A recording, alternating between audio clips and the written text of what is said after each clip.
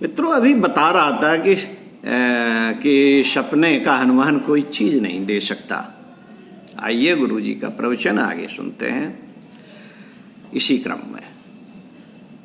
मित्रों, मैं यह चाहता था कि सब गायत्री की शिक्षा, गायत्री की वास्तविकता आपको बताऊं, कलेवर के बाद में वह बात सिखाऊं जहां से गायत्री के चमत्कार, गायत्री की सिद्धियां, गायत्री का गौरव छिपा हुआ है। बेटा, यह सब वहां छिपा हुआ है जिसको हम ऋतंभरा प्रज्ञा कहते हैं। वास्तव में गायत्री का अर्थ आज ऋतंभरा प्रज्ञा करना पड़ेगा। ऋतंभरा प्राप्त कैसे होती है बेटे? ऐसी होती है ऋतंभरा प्रज्ञा जिसको जो कोई भी आदमी अपने काम में लाएगा उसको कई तरीके अख्तियार करने पड़ेंगे। गायत्री का वाहन हंस है। गायत्री का वाहन हंस है। गायत्री किस पर सवार होगी? गायत्री किसके पास आएगी? बेटा, गायत्री हंस के पास आएगी, हंस पर सवार होगी। किस पर सवार होगी? कौवे पर। कौवे पर नहीं महाराज जी, कौवे पर नहीं हो सकती। गायत्री हंस पर सवार होती है। हंस किसे कहते हैं? हंस एक प्रतीक है। तू समझता क्यों नहीं? अरे ये प्रतीक है। हंस पर गायत्री नहीं बैठ सकती। हंस पर कैसे बैठ सकती है? हंस तो जरा सा होता है और गायत्री कितनी बड़ी होती है, बता बता। और इतनी बड़ी गायत्री हंस पर बैठेगी तो क्या हो जाएगा? बेचारे का कचूमर निकल जाएगा। हंस पर क्या करेगी बैठकर? गायत्री को बैठना होगा तो मोटर मंगा देंगे, हेलीकॉप्टर मंगा देंगे। गायत्री मां को बैठना होगा तो हवाई जहाज दिला देंगे।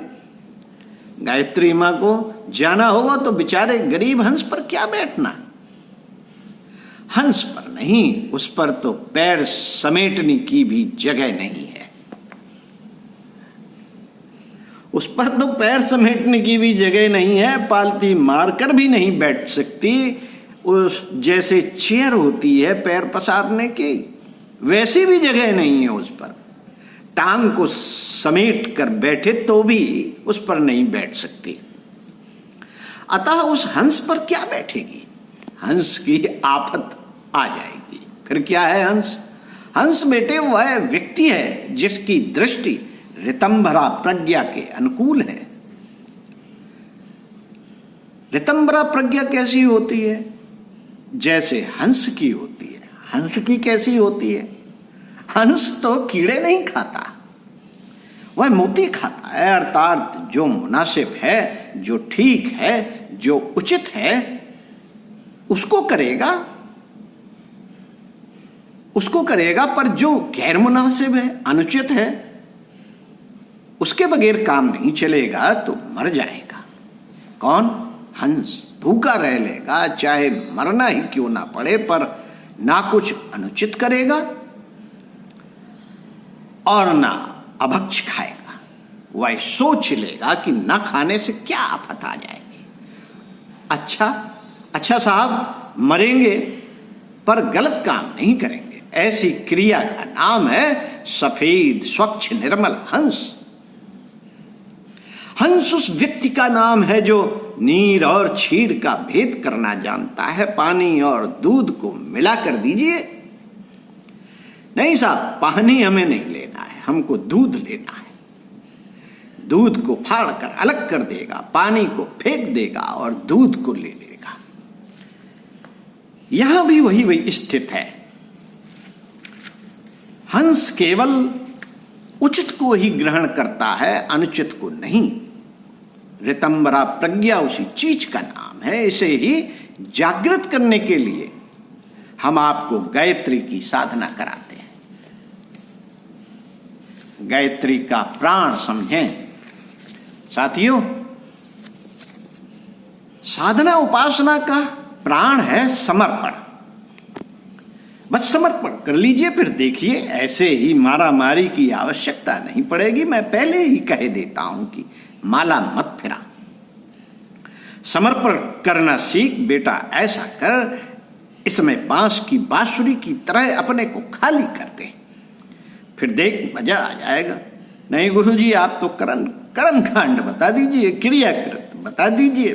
बेटे अभी हम इसी कलेवर की बात कह रहे थे, लेकिन बेटे कलेवर ही सब कुछ नहीं है, प्राण को भी समझ। प्राण किसे कहते हैं गुरुजी? प्राण उसे कहते हैं जिसमें हमें अपनी चेतना का परिमार्जन करना पड़ता है और चेतना को साफ करना पड़ता है। चेतना की जो गलतियां हैं, चेतना की जो भूलें हैं, चेतना में जो दोष हैं, चेतना के ऊपर जो ब्रह्म आवरण और मल विक्षेप चढ़े हुए हैं, उनको हमें धोना पड़ता है, साफ करना पड़ता है और ऐसी रगड़ाई करनी पड़ती है जैसे कि जंग खाए हुए लोहे के बर्तन को साफ करने के लिए, चमकाने के लिए ऐसे रगड़ना पड़ता है। कभी जूट से रगड़ते हैं, तो कभी ईंट से रगड़ते हैं, कभी बालू से रगड़ते हैं, बार बार रगड़ते हैं, नहीं साफ होता तो फिर रगड़ते हैं। और जब तक जंग साफ नहीं हो जाती, जब तक चमकने नहीं लगता, तब तक रगड़ते ही रहते हैं। अपनी अंतश्चेतना पर भी जो मल, आवरण और दोष के 3 आवरण चढ़े हुए हैं, इनको साफ करने के लिए जो हमको मेहनत करनी पड़ती है, मशक्कत करनी पड़ती है, लड़ाई लड़नी पड़ती है, शक्ति बरतनी पड़ती है, उसको साधना कहते हैं। मन साधे सब सधे, यही साधना का स्वरूप है। मैं अब आपको समझाने की कोशिश करूंगा कि साधना का स्वरूप क्या हो सकता है। असली साधना क्या है? नकली की तो मैं क्या कहूंगा आपसे। असली साधना कैसे की जाती है यह बताता हूं आपको। असली साधना करता है किसान। किसके साथ? जमीन के साथ। जमीन के साथ में क्या काम करता है बेटे? धूप में खड़ा रहता है, रगड़ता रहता है, खोदता रहता है, गोड़ता रहता है, साल भर तक अपना शरीर और अपना पसीना इस मिट्टी में मिला देता है। ठीक साल भर बाद इस मिट्टी से पसीना मिलाने के बाद क्या करता है? फसल पैदा होती है, अनाज पैदा होता है और मालदार हो जाता है। अपने आप के साथ में करेगा रगड़ तो गेहूं का खेत जिस तरीके से फल देने लगता है,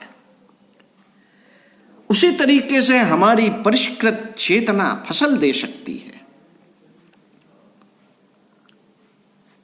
और मैं बताऊं, अभी मैं बताता हूं कि उपासना कैसे की जाती है। उपासना ऐसे की जाती है जैसे कि अपने शरीर को पहलवान अभ्यास द्वारा मजबूत बना लेता है। कमजोर वाला आदमी जब शरीर के साथ मशक्कत करना शुरू कर देता है और उस पर चढ़े मुलम्मों को दूर करना शुरू कर देता है, निग्रह करना शुरू कर देता है और अपने आहार विहार को नियमित बनाना शुरू कर देता है, तो बेटे वह चंदगी राम पहलवान हो जाता है। चंदगी राम पहलवान के तरीके से 22 वर्ष की उम्र में टीबी के मरीज होते हुए भी आप अपनी इसी जिंदगी में पहलवान बन सकते हैं।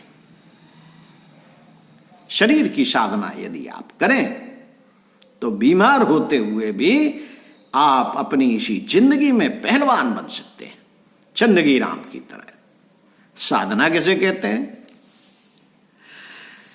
अभी तो मैं बता चुका हूं कि साधना मलाई को कहते हैं और रगड़ाई को कहते हैं। जैसे किसान अपने शरीर की और मिट्टी की मलाई करता है और रगड़ाई करता है, शरीर के साथ में मलाई कीजिए और आप पहलवान बन जाइए। यह तो हुई साधना शरीर की। आप अपनी अक्ल और दिमाग के साथ में रगड़ शुरू कीजिए। और देखिए, आपका दिमाग गया गुजरा होते हुए भी, घटिया होते हुए भी, बेअक्ल होते हुए भी आप कालिदास के तरीके से विद्वान बनते हैं कि नहीं? कि नहीं बनते? आप विद्वान बन सकते हैं। कालिदास के तरीके से रस्सी को पत्थर पर हम बार बार घिसते हैं तो निशान बन जाता है। बेटे, हमारी रगड़ इतनी जबरदस्त है कि अगर हम अपनी भौड़ी अकल के साथ भी रगड़ करना शुरू कर दें तो हम विद्वान बन सकते हैं, राजा के तरीके से और कालिदास के तरीके से। बेटे, अगर हम रगड़ करना शुरू कर दें तो प्रगति के किसी भी क्षेत्र में हमारे पास सिद्धियां आ सकती हैं और चमत्कार आ सकते हैं। आगे बताएंगे। इसी क्रम में परम पूज्य गुरुदेव के प्रवचन पैसा भी आएगा तो मनोयोग से ही। ओम शांति।